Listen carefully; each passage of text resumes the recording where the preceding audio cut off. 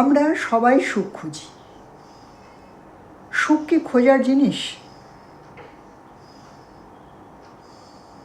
যে থলে হাতে নিয়ে বেরিয়ে পড়ব সুখ খুঁজতে? থলে নিয়ে যাব, সুখ কিনে আনবো। কিভাবে কিনে আনবো?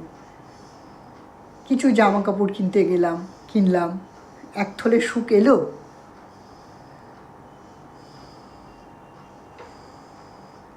গয়না কিনে আনলাম, এক থলে সুখ কি এলো? গাড়ি কিনলাম, এক বস্তা সুখ কিনে আনলাম, সত্যি কি এক বস্তা সুখ এলো?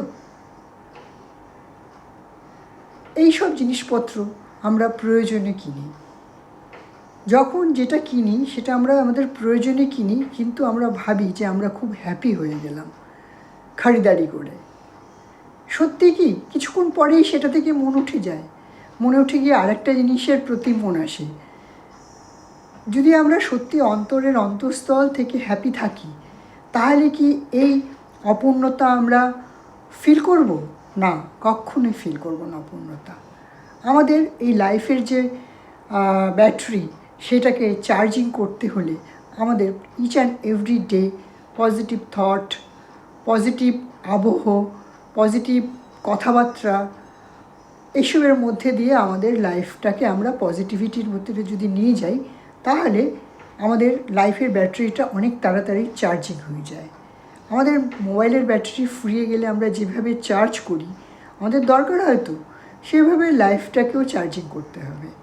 কিন্তু আমরা একটু সামান্য ভুল করে ফেলি, প্রত্যেকেই, ইচ অ্যান্ড এভরিবডি। আমরা ভাবি এই হ্যাপিনেসগুলো বা এই আমাদের লাইফ চার্জিংগুলো হবে কীভাবে?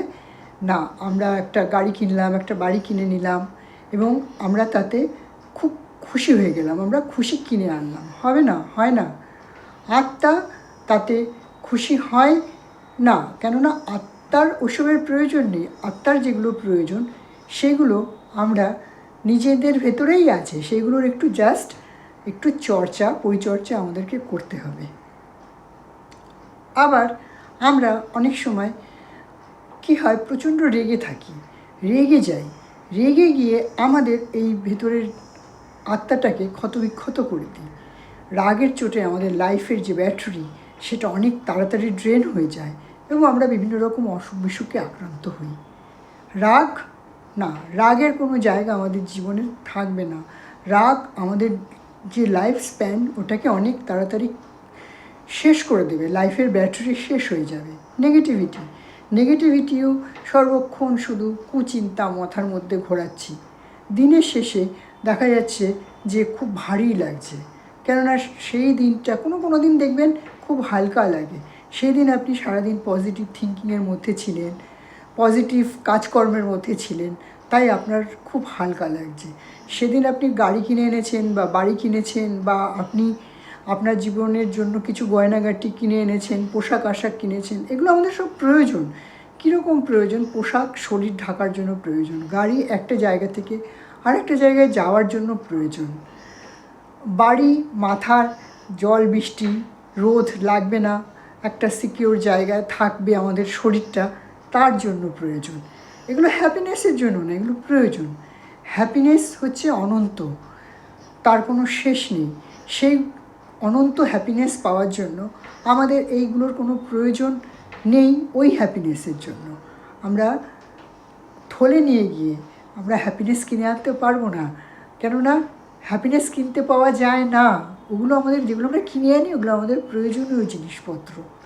তাই হ্যাপিনেসের জন্য আমাদের যা যা করণীয় প্রয়োজন, পজিটিভ থট, পজিটিভ কাজকর্ম, পজিটিভ অ্যাক্টিভিটির সাথে যুক্ত হওয়া, সেগুলো আমরা করব। কারণ আমরা এসছি, আবার কবে আসবো, আদৌ আসবো কি না, আদৌ আসা যায় কি না, এগুলো আমাদের কাছে কোনোটাই সেইভাবে খুব একটা পরিষ্কার নয়। আমরা সেই লেভেলের থট আমাদের ভেতরে থাকলেও আমরা কালচার করিনি, তাই আমরা জানি না। তো এই যে লাইফ স্প্যানটা, এটাকে সুন্দর এবং সুস্থভাবে যাতে এগিয়ে নিয়ে যেতে পারি, আনলিমিটেড হ্যাপিনেসের জন্য যা যা করণীয় সেগুলো করব এবং লাইফটাকে খুব সুন্দরভাবে এগিয়ে নিয়ে যাব, যাতে শেষ দিন অবধি এই হ্যাপিনেস আমার আত্মার মধ্যে প্রিন্ট আউট থেকে যায়। যদি সত্যি কোনো জন্ম থাকে, যদি সত্যি কোনো জন্মে আমরা আবার আসি, এই হ্যাপিনেস নিয়েই আসবো, পেন নিয়ে নয়। আবার একটা অন্য ভিডিওতে আসবো। ভালো লাগলে লাইক করবেন, শেয়ার করবেন। আশা করি আমার ভিডিওগুলো আমার সমস্ত দর্শক বন্ধুদের খুব ভালোই লাগে। ভালো থাকবেন সকলে, হ্যাপি থাকবেন। আনলিমিটেড হ্যাপিনেস কোথাও খুঁজতে হবে না। আমরা কি হাত খুঁজি, পা খুঁজি? খুঁজি না তো। সেগুলো তো আমাদের সাথেই আছে, হ্যাপিনেসও আমাদের সাথে আছে। শুধু একটু চোখটা, মনের চোখটা বার করে দেখতে হবে। আজকে এখানেই শেষ করছি। আবার অন্যদিন অন্য একটা ভিডিও নিয়ে আসবো।